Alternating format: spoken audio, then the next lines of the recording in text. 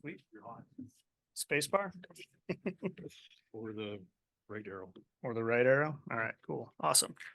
Hey, everybody, I'm Clint Poole, doing a presentation on project caving in the Guads. Recently, we decided to jump into Cave of the Madonna. So the original discovery on this was by Donald Davis. I don't have K. Omeger's first name or von Schweinz's. They discovered it on October 30th, 1965. The original subsequent surveys were in the 66 and 67. Everybody below is the original survey teams. Maybe some of you recognize some names in there. Wouldn't doubt it. Yeah, probably, huh? So they got in there. They ended up surveying this thing, and they produced a fantastic little map. I kind of want to talk about mapping first in the 60s and 70s. Earlier cartography was mainly navigation-based mapping. A lot of the larger features, as you can see on the right here, just purely navigation, big blocks, step downs, notable features. You'll notice in there it says down to large dogtooth spar, stuff like that. You probably want to see on a navigational map because you might want to stop off there. They also included things that were delicate areas or areas that at the time they weren't pushing caves as hard in delicate areas, so they were making sure that these areas stayed as dotted lines, as you can see in kind of the lower left corner. They're disappearing. That said, I think they were good leave no trace ethic at that time. They did a fantastic job of that. Left a little bit of mystery too. This is the original map, Cave of the Madonna. I've omitted some information because this is a national forest cave. It's a permitted cave. It is closed. It's permit basis only. You can get in touch with Lincoln National Forest if you did want to do that. But the map in its entirety is essentially an outline. It is a very vertical cave. This cave goes down currently. I mean, ours is down to minus 500 currently. With this though, it really doesn't give you a great depiction of the verticality required of this cave. Our new mapping objectives, back up a little bit. Some newer data was collected in the 80s. There was actually a USGS tag placed on the outside of the cave as well in that time in 86. But a map was never produced. A lot of good data was collected for the time, and given that scenario, kind of got the data, put it in, and realized that the data wasn't going to be very good for trying to supersede a sketch over it or anything like that. So a resurvey of the cave was proposed. That was approved by the forest. But at this time, we're gonna up the ante a little bit. We made sure that we were going to include a speleothem inventory, detailed plan, profile, cross sections, and make sure that we had an NCRC rescue plan. Part of that cave's verticality requires you to go through some constrictions. There's some unique spots in that cave as far as travel goes. So we were particularly concerned with those and wanted to make sure that we were producing a rescue plan while producing survey. The past 3 trips have really been about surveying main trunk and making sure that we're generating leads. For those of you that have mapped, or maybe perhaps you haven't mapped, one of the most critical parts is those main trunks have to be accurate. As soon as you deviate on a main trunk, a whole section of cave can be off. It's not as big of a deal once you start getting into leads because you can adjust those a little bit. But if your main trunk is off, you can essentially botch a map. So due to where this cave is, it is on a high clearance 4-wheel drive road. The first day we were there was entirely road maintenance. We were cutting trees. We were stacking rocks to make sure, shelves worked for any of the vehicles that were even slightly lower clearance. Everything is 4-wheel drive out to the cave. So kind of an exciting location.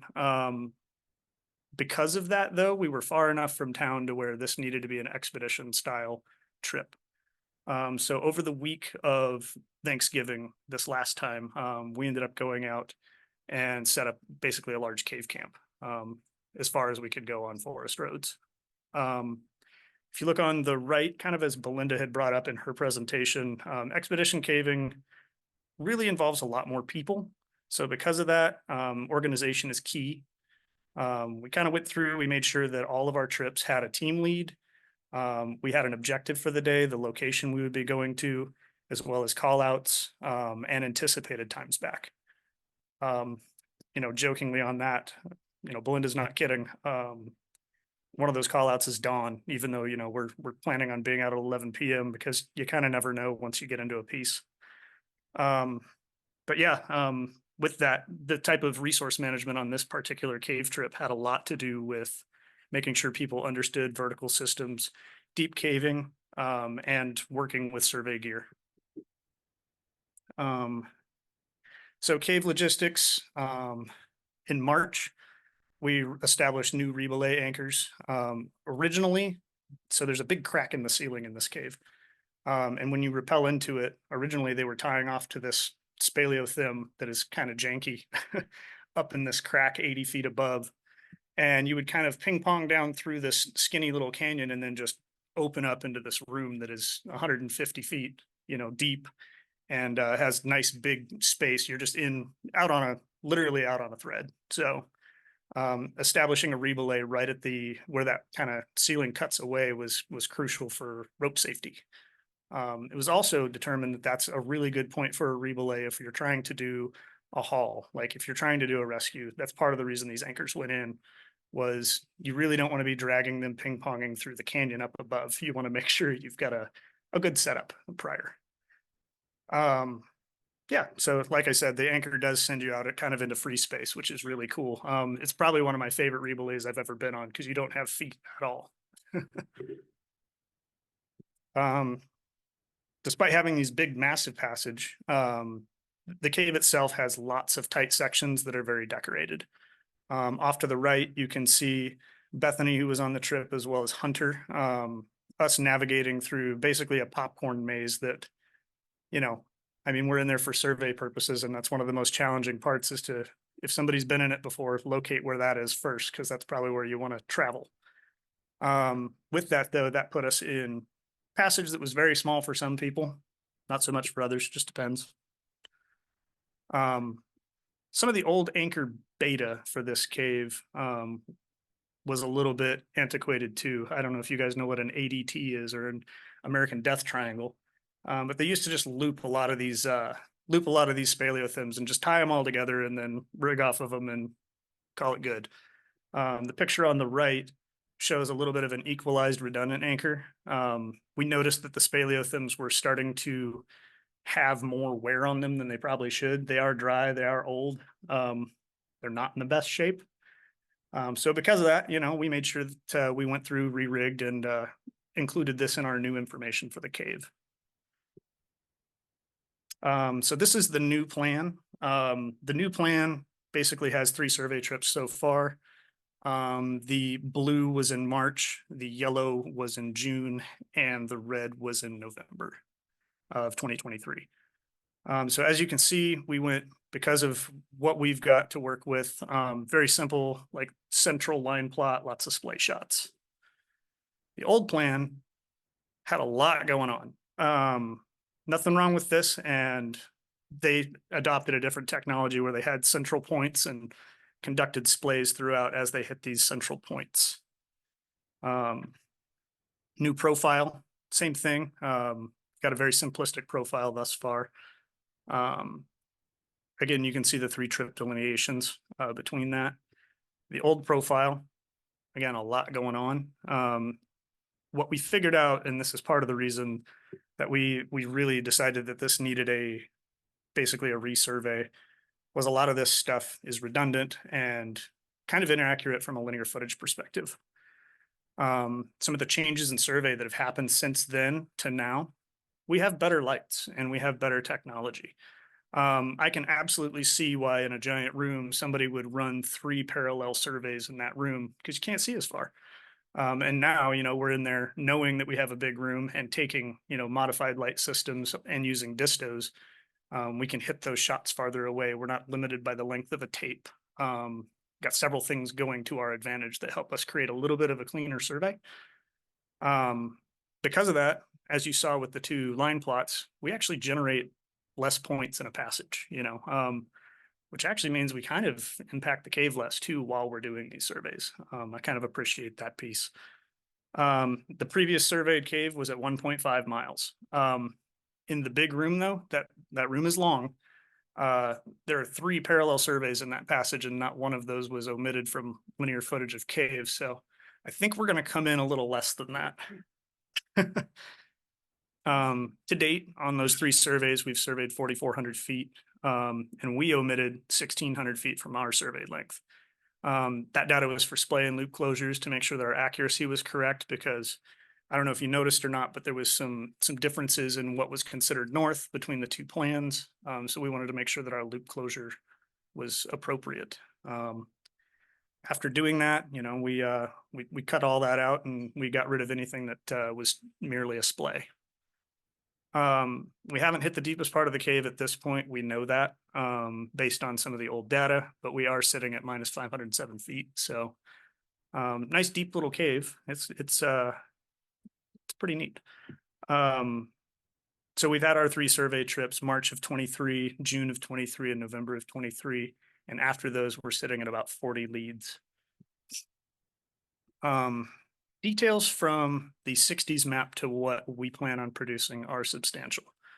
If you look at what we have on the right, you see this giant dotted room. It's not very big on this map, but it is a big room. And it just says passage not surveyed with a dotted line. Essentially no real data on that space. This is the room. In that room alone, I mean, there's a substantial amount of speleothem inventory that occurred, tons of topography involving flowstone. There's spectacular amounts of blue dogtooth spar throughout the cave that are located all over the place. I know they had noted it specifically in the back, but it turns out it's everywhere. And we generated in this one room alone 17 leads.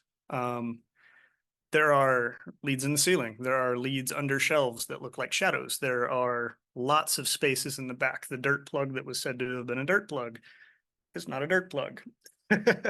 There's a couple of items, you know, that we can proceed with, and that's really given the next expedition a lot of hope for expansion on this, but not through repeated passage. So I'm going to kind of go through a couple of photos to show you guys what's in this cave, because it is quite spectacular. So this is the blue dogtooth spar that I was just talking about.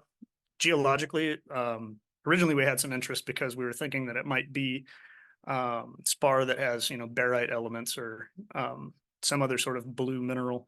Turns out we found a spar crystal a little further back that had been broken by rockfall, and it is only a coating. Still though, now we don't know what the coating is, so we got to figure that out. The entrance to the Cave of Madonna is beautiful. There's a little maple tree in front of it. It breathes really well. It gets sunlight all the way back in towards where the gate is. It is a really, really spectacular entrance, quite photogenic. In the upper sections of the cave, there are levels of it where water has since dissipated. In this space, we've got really a lot of nice evidence of like pool fingers, where the water level has changed after formations had been present. We found that particularly beautiful. In the lower level, there are beautiful blue lakes. Again, awesome ledges, awesome formations, and the cave is absolutely pristine in the back.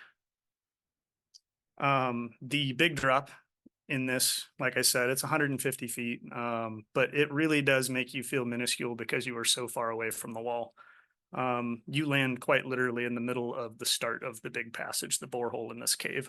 So neat landing and just a really neat experience getting on there and ascending. Couple of us, you know, would turn the lights off and turn a song on and start Jumaring up rope, which was a great time. Then you click your light on and be like, oh, I'm almost there. If any of you haven't camped in the Guads, it is chilly and it is always windy.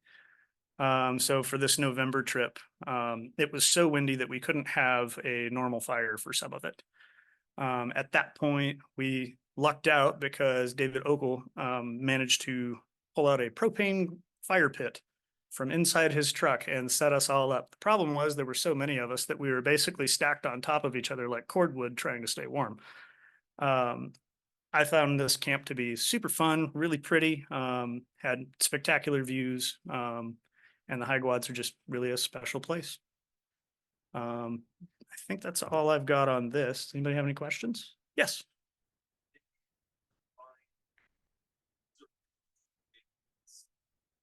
Yes, the question was truncated.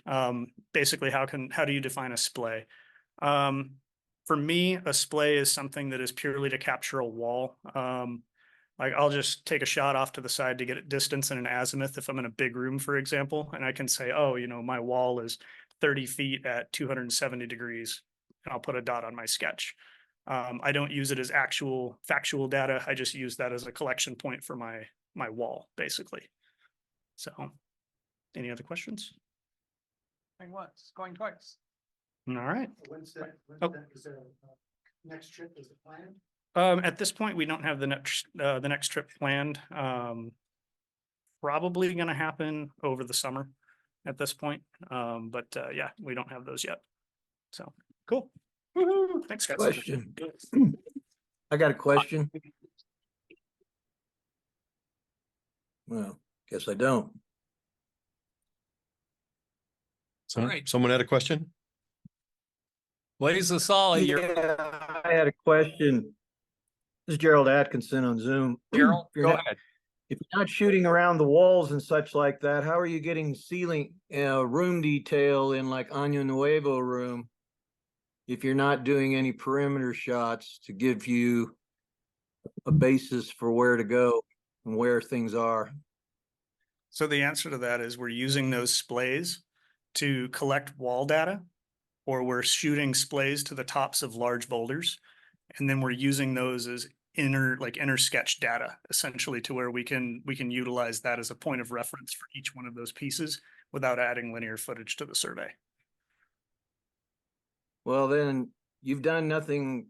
You gave us a great impression of how superior your surveying techniques were because you didn't do perimeter surveys and such, but you're going out and trotting out into those areas anyway, is what I'm hearing.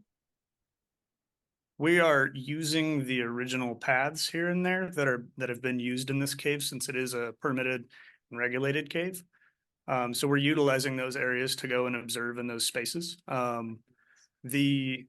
There are places where obviously we need to get into and check what we have, but we can use those splay shots on the wall as reference to how close we are.